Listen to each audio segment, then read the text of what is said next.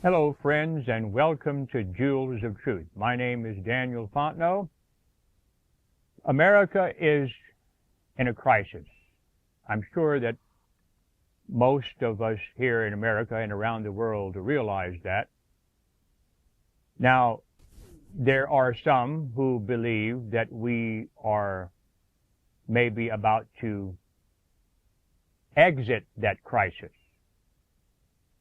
But I believe that America will remain in crisis until the end of the world. The name of this presentation I have titled, America is in a Crisis and the Pope Smiles. Is the Pope smiling as he sees America struggling? Has he been smiling for the past few years especially? This is a chapter in A.T. Jones's book, The Two Republics, pages 861 to 874. It's one of the last chapters in the book. So I think that this article speaks to the crisis that we are in today. And how does the papacy regain its power? So here we go. Brother A.T. Jones tells us, the principles exemplified in the Constitution of the United States as respects religion were first announced by Jesus Christ and were preached to the world by his apostles and the early Christians. For 250 years they were opposed by the Roman Empire. But at last, that empire was compelled to confess the justice of the principles and so to acknowledge the victory of Christianity. Then, ambitious bishops and political ecclesiastics took advantage of what? A political crisis to secure control of the civil power, and in the name of Christianity, to pervert the victory which Christianity had so nobly won. This created the papacy. Now let me stop right there just in the middle of this sentence. That's how the papacy came into power, friends. This is how the papacy came into power. It came into power in a political crisis, and this is the way it has always operated. This created the papacy, a religious despotism, and speedily wrought the ruin of the Roman Empire, and proved a curse to the ages that followed. Is this not what we are facing today?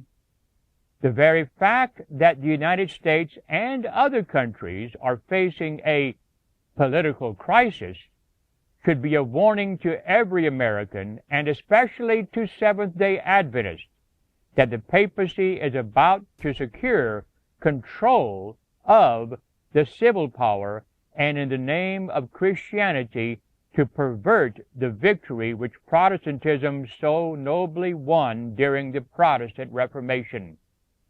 This political crisis will lead to the papacy returning to the throne of the earth and a religious despotism which will then lead to national ruin. Notice this statement from the book The Great Controversy, page 565. But Romanism as a system is no more in harmony with the gospel of Christ now than at any former period in her history. The Protestant churches are in darkness, or they would discern the signs of the times. The Roman Church is far-reaching in her plans and modes of operation. She is employing every device to extend her influence and increase her power in preparation for a fierce and determined conflict to regain control of the world, to reestablish persecution, and to undo all that Protestantism has done. Catholicism is gaining ground upon every side. See the increasing number of her churches and chapels in Protestant countries. Look at the popularity of her colleges and seminaries in America, so widely patronized by Protestants. Look at the growth of ritualism in England and the frequent defections to the ranks of the Catholics. These things should awaken the anxiety of all who prize the pure principles of the gospel. So, the Roman Church, the Catholic Church, undid what Christianity had accomplished during the early years of Christianity, the first few hundred years. Now, Catholicism is about to undo all that Protestantism has done. Let's continue with A.T. Jones's article. Then came Protestantism, casting off the yoke of the papacy and restating the principles of Christianity respecting religion and the state. Yet from Martin Luther to Roger Williams, in every place and in every form, wherever it was possible, professed Protestantism, following the example of the papacy, seized upon the civil power and used it to restrict and repress the freedom of the mind and to persecute those who chose to think differently from the religious majority. Thus, upon a test of ages, by paganism, Catholicism, and false Protestantism, there was demonstrated to the world that any connection between religion and the state is debasing to both, and that if the religious power rises superior to the civil power, it is ruinous to the state, and that religious and civil rights are both secure, and religion and liberty go forward together only when religion and the state are separate. And in all this, there was demonstrated by every proof the perfect wisdom and absolute justice of the divine principle enunciated by Jesus Christ, that religion and the state must be entirely separate. That to Caesar there is to be rendered only that which is Caesar's, while men must be left free to render to God that which is God's, according to the dictates of the individual conscience. In the formation of the government and in the Constitution of the United States, the triumph of the principles of Christianity respecting earthly government was complete. In their completeness, and by the direct providence of God, these divine principles were thus set forth for an example to all nations. Yet instead of these principles having been maintained in their integrity as established by the fathers of the new republic, there has been allowed or affected by those who came after a steady encroachment, little by little, of religion upon the state.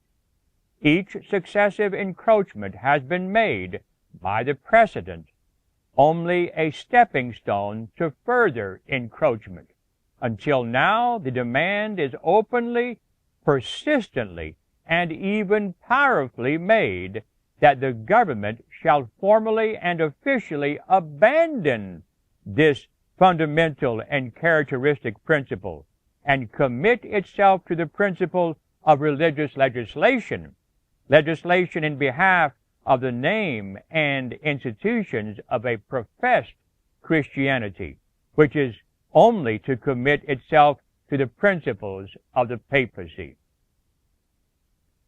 If in the discussions preliminary to the establishment of this principle, as part of the supreme law of this nation, Madison, that is, President James Madison, could say that, quote, if with the salutary effects of this system under our own eyes, we begin to contract the bounds of religious freedom, we know no name which will too severely reproach our folly.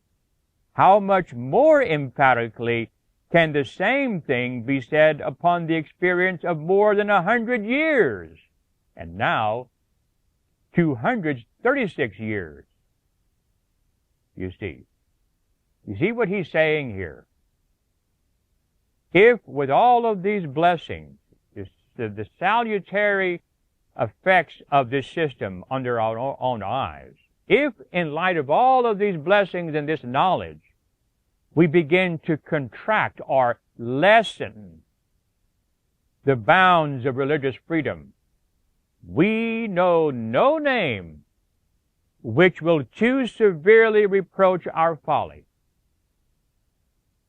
If in the face of all history, on one hand, this is Jones now, and this more than 100 years of experience on the other, such a thing should be done, we may not only ask what name would too severely reproach our folly, but what punishment would be too severe for our wickedness.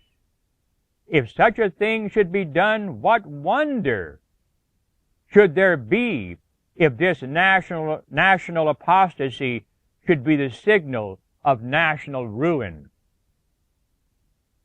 And has not the movement to accomplish this purpose attained sufficient prominence to make the prospect of its success worthy the serious consideration of every soul who has any love for the genuine principles of the religion of Jesus Christ, or any regard for the fundamental principles of the government of the United States, or any respect for the rights of mankind? If that which has already been accomplished in this direction is not sufficient to arouse every such person to the most active and earnest diligence in defense of the divine heritage bestowed upon the world by Jesus Christ and bequeathed to us by our revolutionary fathers, what more can be required to do it? See, A.T. Jones here is going to give evidence that our religious liberties, even back in his day, in the 1880s and 1890s, he's giving evidence here that our liberties were beginning to be encroached upon. And he gives much evidence. And he's saying, you see what they're doing? What more can be required to convince you that we are in danger? We have seen the rise, the rapid growth, and the aim, both immediate and ultimate, of the strongest religious combination that could possibly be formed in the United States. That was in his day, the 1890s, 1880s. And it is evident that the combination will leave no necessary means unemployed to accomplish its purpose. And indeed, having already the sanction of such an array of religious precedents on the part of the government, and the favor from powerful sources of so many distinct pieces of religious legislation, what is to hinder the complete success of the movement in its one chief aim? And you see, many encroachments were being made upon religious and civil liberty in his day, in the form of the Sunday legislation. But we have moved far beyond that in our day. It's a wonder that the end has not come yet. It is evident that even now, all that remains is to bring the question to an issue where votes shall decide. If it shall be brought to a vote in Congress first, the probabilities are altogether in favor of its being carried. During the 51st Congress, the New York Independent attempted a sort of census of the Sunday standing of members. There was not a majority of the members who replied, but the great majority of those who did reply expressed themselves in favor of the government recognition of Sunday sacredness by closing the coming World's Fair on Sunday. And that right there is, I mean, that's a fact. They closed the World's Fair in those days, the World's Fair being held in Chicago, because they wanted, they closed it on Sunday because of these preachers that insisted that we should not be violating Sunday sacredness. But even though a vote should fail in Congress already elected, and the question should be made the issue in a congressional election, still the probabilities are that the religious combination could secure enough members to carry their scheme in some way to a successful issue. And if the combination can succeed in causing the government to bend to their will in a single point, everything else that they contemplate will follow. If the first step be taken, the last step is then as certainly taken, for the last step is in the first.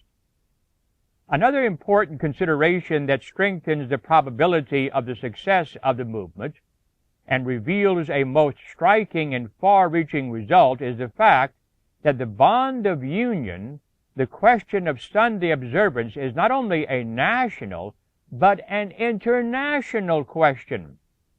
In Europe, among the church managers, the Sunday question is being made prominent in public affairs, even as it is in the United States. The organized movement began in September 1876, when there was held at Geneva, Switzerland, the International Sunday Congress. It consisted of the representative friends of Sunday from different lands who met to support and confer as to the condition of things in their several localities, and to unite in one organization for the promotion of the observance of the Lord's Day.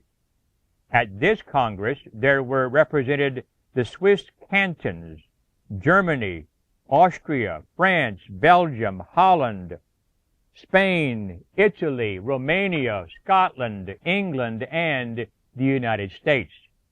The German emperor delegated his ambassador to Switzerland, Count Roeder, to sit as his representative. The King of Württemberg and the Duke of Baden were also represented. The Vicomte de la Panos, Inspector General of the Orleans Railway, M.L. Schiller, Chairman of the Romanian Railways, Messrs. André and Ornaud of the Paris and Lyons Railway, represented their several companies. Various societies for home missions sent their directors or prominent members. Members of the chambers of commerce, lawyers, bankers, editors, numerous physicians, commercial men, the councils at Geneva of Great Britain, the United States, Spain, Brazil, Denmark, Belgium, and the Netherlands sat as members of the Congress to the number of 400. Many other prominent men of Europe, several of the leading railway companies, and various associations sent communications expressing interest in the movement, among which was a letter of warm sympathy from the Archbishop of Canterbury. I would suggest with this you would study Genesis 11 verses 1 through 9. You have all this gathering together of all these nations. Genesis 11, 1 through 9 is the first example of an attempt to of a one world government. Continuing, a permanent international federation was organized. A committee was appointed to formulate a basis and plan of action for the federation.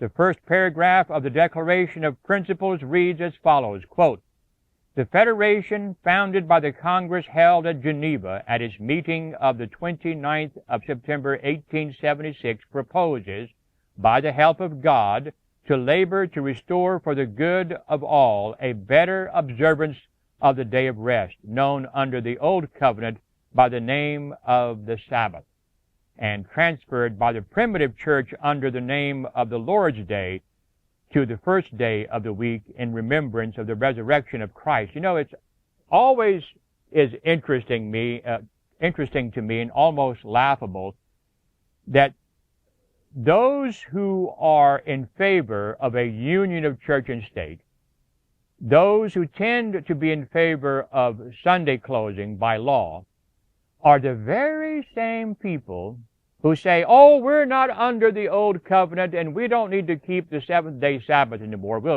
We're going to enforce the Sunday law. To me, that is the highest pinnacle of hypocrisy. Because if you're going to say on the one hand where the law of God was nailed to the cross, and we don't need to keep the old Ten Commandments anymore, especially the Sabbath commandment, the fourth commandment, then why are you going to force other people to obey your law? Mr. Jones continues, the Federation called for laws to make Sunday a public holiday and for its protection as a day of rest. Laws for the protection of public worship, laws that will ensure a good example of the observance of the day in government offices and in public works. And finally, that it shall be provided by law that every concession of special privileges to individuals or companies shall be accompanied by adequate guarantees in favor of Sunday rest for those employed in their respective enterprises. In active harmony with the International Federation are the Catholics of Europe, though they carry on their own part of the work in an organization of their own. This organization is patterned after that of the Jesuits for the propagation of the faith. The object, as stated, is, quote, to stop the scandal of the profanation of Sunday and the four feasts of obligation, unquote.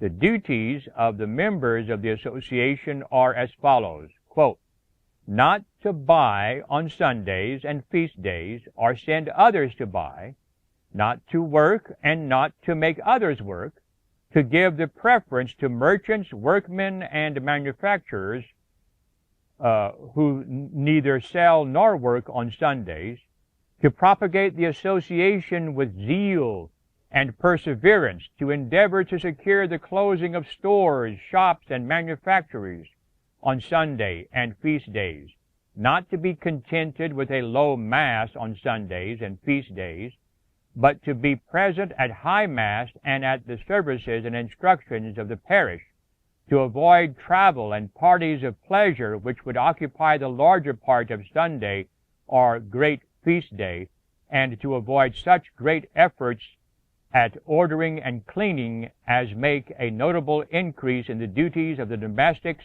and to do each month some good works, such as hearing Mass on a weekday, communing, reciting chaplets, offering one's labor, etc., in atonement for the profanation of Sunday, unquote. The association publishes a monthly called The Catholic Sunday. Besides their own publications, the association uses the Sunday publications of the International Federation. One member of the association asked the Federation for 1,000 of their publications. Another member asked for several hundreds, saying, they are Protestant in their origin, but essentially Catholic in their meaning. Wow, that is very, very telling. These publications, they are Protestant in their origin, meaning they were written and published by Protestants, but essentially they're Catholic in their meaning. These people know what they're talking about. Okay? Though in a bad way, it is very, very telling. And then the representative of the Federation naively adds, quote, we are far from denying this, since for us true Protestantism is the Catholicism of the primitive Christians. Very telling also. It was the work of this Catholic association which stirred up Mr. Stoevel of the National Reform Association to recommend that that organization make repeated advances and suffer rebuffs to gain the cooperation of their Catholic fellow citizens in this country in behalf of the Catholic Sunday and the enforcement of its observance. In the San Francisco Bulletin of August 14, 1886, there was given the following notice of the European movement, quote, "The agitation in Central and Northern Europe in favor of better observance of the Lord's Day is gaining in breadth and depth. In Alsace-Lorraine, 2 petitions in favor of the reform have lately been circulated. The first one, originating in Roman Catholic circles, has already 140,845 names. But many of this monster petition are Protestants. The second petition was started by the Protestant Pastoral Conference at Strasbourg and has now 6,367 subscribers. In Paris, the Society for the Better Observance of Sunday recently offered prizes for the best popular discussion in pamphlet form of the Sunday question, the condition being that only working men were to send in their essays. No less than 41 manuscripts were received, 5 of which took prizes," unquote. This is the report of but a single province, and from it there may be gathered some idea of the breadth and depth of the movement when all the nations before named are considered. During the Paris Exposition of 1889, there was again held an international congress to consider the question of the world's Sunday observance. Another thing which is giving the papacy an opportunity constantly to put itself forward, both to magnify itself and to exalt Sunday, is the universal labor troubles. When in March 1890, the Emperor of Germany appointed his International Labor Conference, he not only appointed the Roman Catholic Prince Bishop of Breslau as his personal delegate, but sent a personal letter to the Pope, asking him to take an interest in the conference, to follow with sympathy the progress of the deliberations, and to lend his benevolent support to the work. In reply, the Pope took particular pains to remind the Emperor of quote, "the teaching of the Catholic Church of which we are the head," to suggest, among other subjects for consideration by the conference, the subject of, quote unquote, "rest on the Lord's Day," and to inform His Majesty quote, "the successful solution of a matter of this importance will require, besides the wise intervention of the civil authority, the powerful cooperation of religion and the benevolent intervention of the Church," unquote. Accordingly, the conference made a demand for Sunday observance a part of its platform. In his encyclical of May 15, 1891, on the condition of labor, which was evidently written with an eye toward the United States more than any other country, the Pope again takes occasion to declare to all the world that, quote, now notice this is so arrogant, "no practical solution of this question will ever be found without the assistance of religion and the Church. It is we," he says, who the Pope says, "it is we, the Catholic Church, who are the chief guardian of religion and the chief dispenser of what belongs to the Church. And we must not by silence neglect the duty which lies upon us. We affirm without hesitation that all the striving of men will be vain if they leave out the Church." The Catholic Church, that is. It is the Church, the Catholic Church, that is, that proclaims from the gospel those teachings by which the conflict can be put an end to, or at least made far less bitter.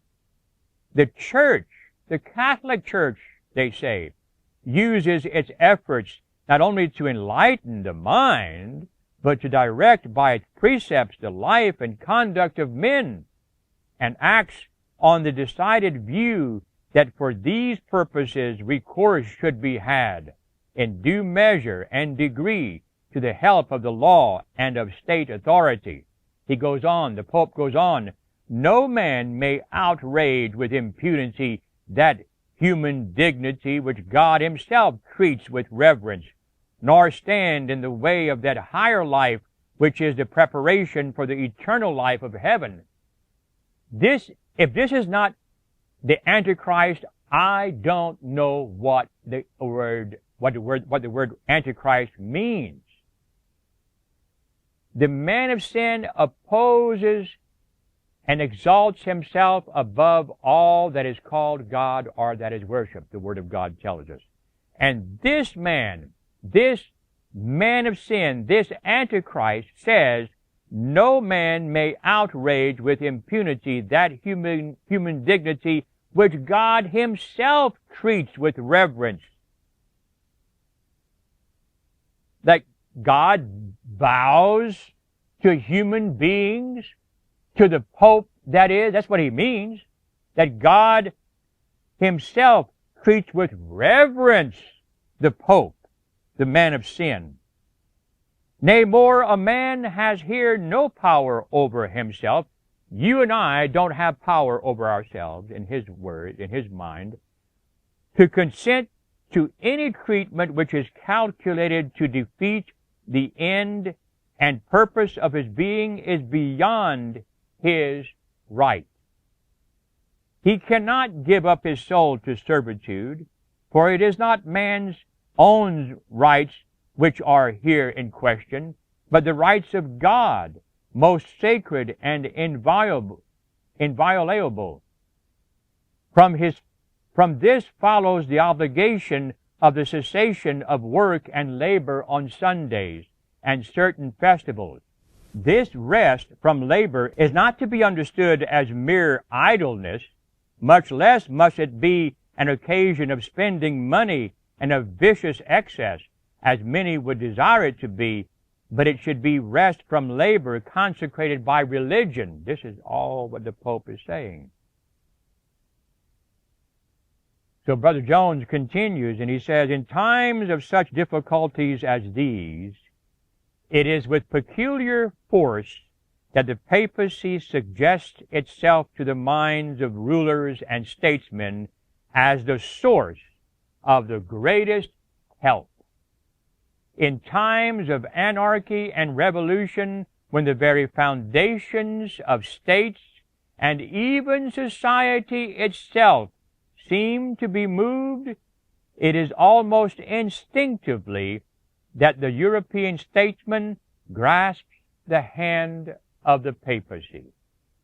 The papacy has passed through revolution after revolution, and complete anarchy itself is no terror to her. Let me read that again. The papacy has passed through revolution after revolution, and complete anarchy itself is no terror to her. She saw the fall of the Roman Empire, and as that empire was the mightiest fabric of human greatness ever seen by man, so its fall was the most fearful ever seen in history. Yet the papacy not only passed through and survived it all, but she gathered new strength from it all. When Alaric and Genseric, Goth and Vandal, poured destruction upon the devoted city, the papacy came forth from it with no weakness upon her, and the wrath of the terrible Attila was turned away by the efforts and the personal presence of the Pope. When the floods of barbaric rage swept over all Western Europe, spreading destruction, misery, and anarchy for centuries, instead of disturbing the papacy, it was but her opportunity. The papacy thrives on revolutions. The perplexities of states are her fortune. Yes, the perplexities of the United States government right now, that's the fortune of the papacy. To her, anarchy is better than order unless she can rule. Therefore, when revolution is imminent and anarchy threatens, it is almost instinctively that the European statesman grasps the hand of her who has survived the anarchy of the Middle Ages and the revolutions of 15 centuries. Absolutely amazing. The United States is in jeopardy.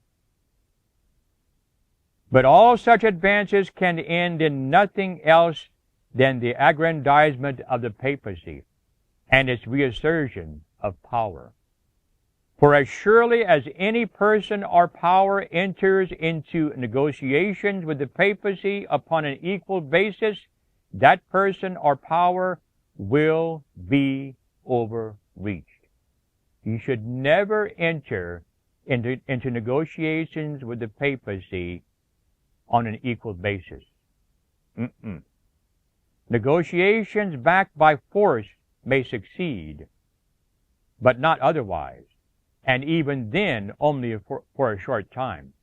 Because though a pope may be beaten and die, the papacy lives and works. And it is impossible to deny that the polity of the Church of Rome is the very masterpiece of human wisdom. The experience of 1,200 eventful years, the ingenuity and patient care of 40 generations of statesmen have improved that policy to such perfection that, among the contrivances which have been devised for deceiving and oppressing mankind, it occupies the highest place. The labor problem, as well as the Sunday cause, is an element that is urged as demanding the longed-for union of Protestants and Catholics in the United States. In the New York Evangelist, a leading paper of the Presbyterian Church of February 9, 1888, the so-called Reverend Charles W. Shields, D.D. of Princeton, discussing the question of the reunion of Christendom, maintained that it would not do to insist upon the exclusion of a certain doctrine for the following reasons. Quote, you would exclude the Roman Catholic Church, the mother of us all, the church of scholars and saints such as Augustine and Aquinas, and Bernard and Philon, the church of all races, ranks, and classes, which already gives signs of becoming American as well as Roman, and the only church fitted by its hold upon the working classes to grapple with that labor problem before which our Protestant Christianity stands baffled today. You would exclude also the Protestant Episcopal Church, the beautiful daughter of a beautiful mother, unquote. Nevertheless, the labor troubles are deepening everywhere each succeeding year. As these troubles deepen, the influence of the papacy rises. And as the influence of the papacy rises, the enforced observance of Sunday is more generally and more strongly insisted upon. Yes, as these troubles deepen, the influence of the papacy rises. As the trouble of the United States deepens, the influence of the papacy rises. And as the influence of the papacy rises, the enforced observance of Sunday is more generally and more strongly insisted upon. But of all the elements that may tend to the exaltation and aggrandizement of the papacy, the one that stands preeminent is the movement for Sunday legislation in the government of the United States. The movement to commit this government to a connection with religion, to the guardianship of religious institutions, and the enforcement of religious observances, and above all, that institution and observance, the Sunday. This government is the only one that has ever been on earth which, by its fundamental principles and its supreme law, has been in harmony with the Word of God as it respects earthly government. The only one that was ever pledged to a distinct and positive separation from religion. And therefore, the only government since the papacy arose that was ever fully separated from the principles of the papacy. Against this, the papacy and those who held to her principles have always protested. They have always insisted that it was an experiment that never could be made to succeed. Yet, in spite of it all, and in the face of the hoary principles of the mother of harlots, this nation, in liberty and enlightenment, has been the admiration of all nations, and in progress has been the wonder of the world. And the influence by which these things, and above all, by its absolute free exercise of religious right, this government has exerted upon all other nations, has surely and steadily weakened the whole of the papal principles upon them, till even Spain, the home of the Inquisition, has been led to grant toleration. This is amazing, dear friends. This is absolutely amazing. The papacy has always protested against the Constitution of the United States of America. And they have always said that this was an experiment that could never be made to succeed. I'm sort of repeating this paragraph, but making comments on it.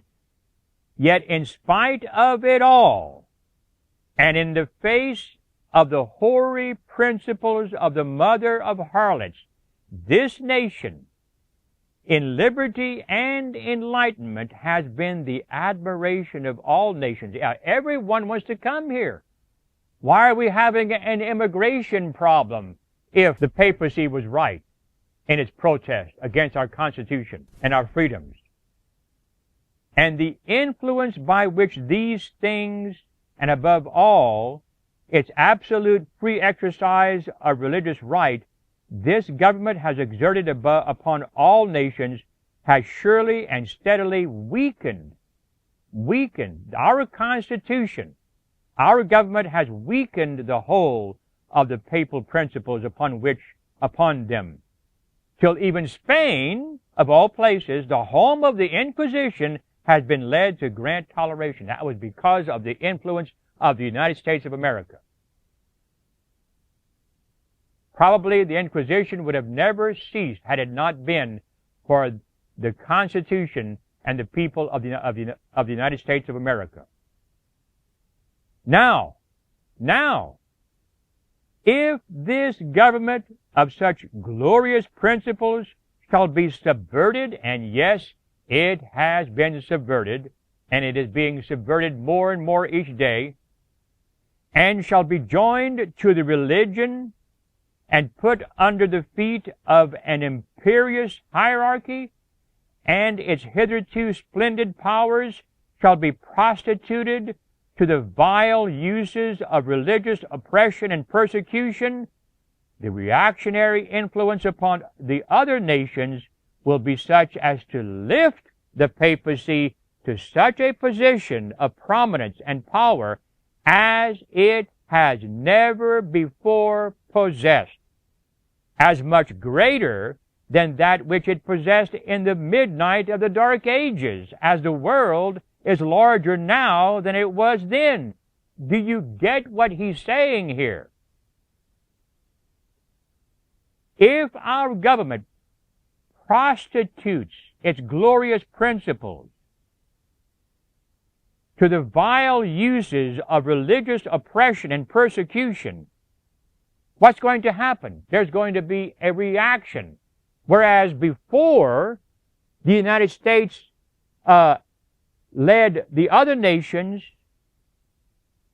to weaken the papal principles, that even Spain, the home of the Inquisition, was led to grant toleration. Now, if we prostitute ourselves and bow to the papacy in exercising religious persecution and oppression, what's going to happen? There will be a reaction upon the other countries. The world is larger than it was then, is more populated. And the papacy will have even greater power than it had during the Dark Ages. This is what's going to happen. In short, this reaction would lift the papacy to the place where the prophecy would be fulfilled, that, quote, power was given him over all kindreds and tongues and nations. Revelation 13:7. As surely as this thing shall ever be done, so surely will there be universal persecution. The exaltation of the day of the sun has been the greatest ambition of the spirit of the papacy from its earliest manifestation. And A.T. Jones would know. He was a great historian. And anyone who will pause and think a little will clearly see that the only religious thing there is in the observance of which all nations agree is the Sunday. They all likewise agree that its observance should be enforced by law. In Switzerland, Germany, Austria, Russia, France, Belgium, Holland, Spain, Italy, Romania, Scotland, England, the United States, Denmark, Brazil, and other South American states, Scandinavia, Australia, and even Japan, Catholic, heathen, and so-called Protestant alike, all agree in the exaltation of Sunday to the highest place in human affairs, and in compelling all to observe it. And in all alike, hatred, now watch this, and in all alike, hatred of a Christian's observance of the Sabbath of the Lord adds intensity to the zeal for the sacredness of Sunday. Let me repeat. This is so very true. In all alike, hatred of a Christian's observance of the Sabbath of the Lord adds intensity to the zeal for the sacredness of Sunday. But, we repeat, the Sunday is the institution par excellence of the papacy, that which the Church sets forth as the sign of her authority. The keeping of Sunday by Protestants is an homage they pay in spite of themselves to the authority of the Catholic Church, so says the Church. And Protestants cannot disprove it. And when the nations exalt Sunday and compel its observance, they thereby cause men to honor, obey, and do homage to the papacy. The man of sin is made once more the fountain of authority and the source of doctrine. All men are compelled, under pains and penalties, to recognize it as such, and so, quote, all that dwell upon the earth shall worship him whose names are not written in the book of life of the Lamb slain from the foundation of the world. Revelation 13:8. And further, says the Scripture, quote, I beheld, and the same horn made war with the saints, and prevailed against them until the Ancient of Days came, and judgment was given to the saints of the Most High. And the time came that the saints possessed the kingdom. Daniel 7:21 and 22. Of course, in the eyes of those who demand such legislation, and even many others, such proceeding would not be considered persecution. It would only be enforcing the law. But no state has any right either to make or to enforce any such law. Such a law is wrong in itself. The very making of it is wrong. And to obey such a law is wrong. All that any persecution has ever been was only the enforcement of the law. And what would be the result? Precisely what it was before. As surely as the movement to commit the government of the United States to a course of religious legislation shall succeed, so surely will there be repeated the history of Rome in the 4th and 5th centuries. First, by hypocrisy, voluntary and enforced, there will be a general depravity, described by inspiration thus, quote, "This know also, that in the last days perilous times shall come. For men shall be lovers of their own selves, covetous, boasters, proud, blasphemers, disobedient to parents, unthankful, unholy, without natural affection, truce breakers, false accusers, incontinent, fierce, despisers of those that are good, traitors, heady, high-minded, lovers of pleasures more than lovers of God, having a form of godliness, but denying the power thereof. From such turn away. But evil men and seducers shall wax worse and worse, deceiving and being deceived." 2 Timothy 3, 1-5 and verse 13.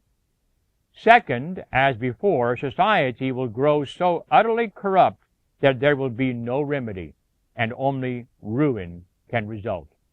The principles, the proposals, and the practices of this movement are identical with those which characterized that church movement in the 4th century.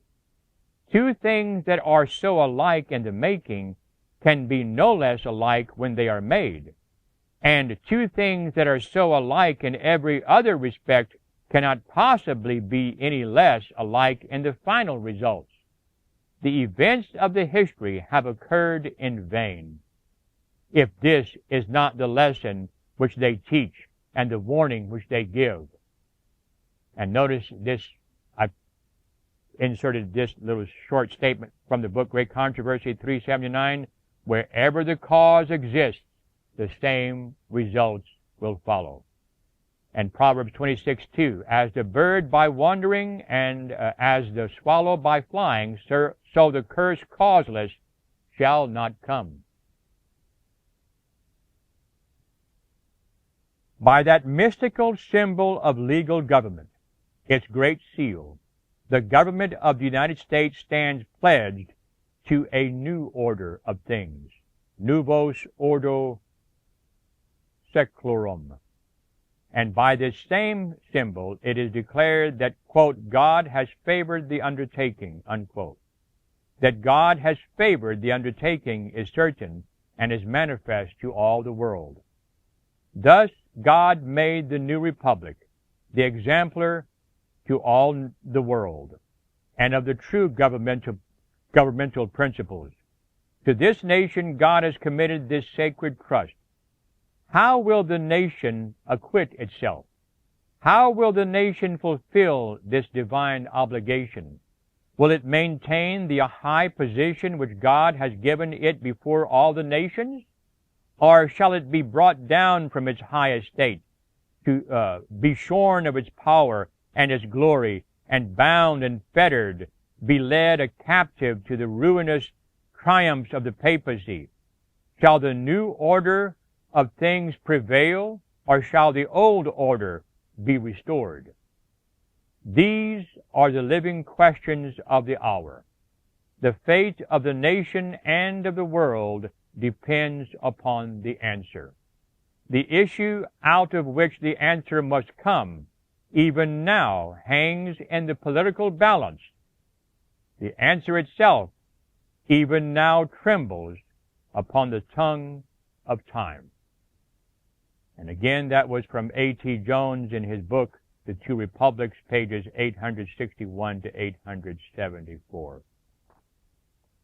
I'd say that was a very, very powerful chapter, and one that we should consider today, because we are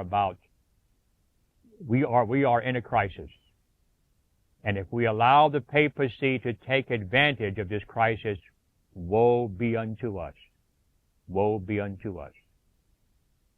If you agree with this presentation and would like to share it with others, tap that like button at the bottom of this video so that it can be sent far and wide to those who are hungering for the truth in these last days. And if you have any questions or comments, we would suggest that you place them at the bottom of this video. And if you haven't subscribed, we would encourage you to do that today. Thank you for joining us here at Jewels of Truth. We hope and pray that you will have a good day in the Lord.